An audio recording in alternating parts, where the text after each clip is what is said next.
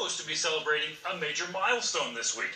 55 years in business. But Tony's is now adapting to some changes amid the COVID-19 outbreak, offering customers curbside pickup and delivery options. ABC 13 anchor emeritus Dave Ward takes a look back at this trailblazing restaurant and how it forever changed Houston's dining scene.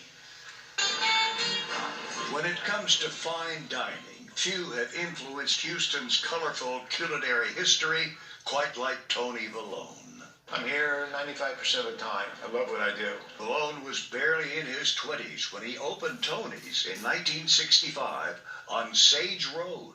In those days, people were not used to real Italian food, and I was cooking real Neapolitan cuisine, what I had grown up on. Getting supplies was not easy. Calamari, I'd have to go to a bait camp to buy it. No seafood house carried it. Many the resultant dishes are rice dishes I had to make with rice when you couldn't get enough imports. Vallone did the cooking. He bussed the tables and washed all the dishes himself. It was a work ethic learned working in kitchens when he was just 12. I had a wonderful Neapolitan grandmother that was like my mother. She would cook for restaurants and all and sell them, and I would help her a lot. But it was legendary Houston real estate developer Gerald Hines who helped turn Tony's into an icon.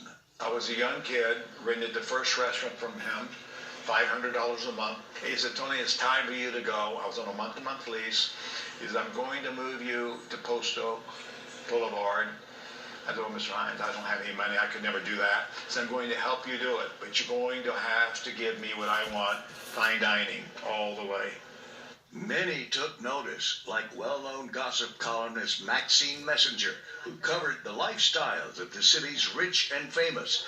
She became a regular there and helped put Tony's on the map. We've had dignitaries from all over the world. Every U.S. president since Lyndon B. Johnson has dined here, including one unforgettable night 3 decades ago.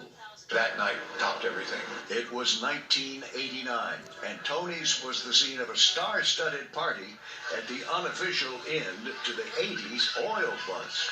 Texas will come back. It already is.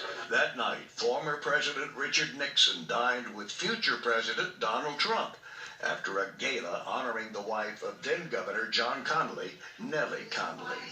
It was also one of Nixon's first public appearances since resigning the presidency.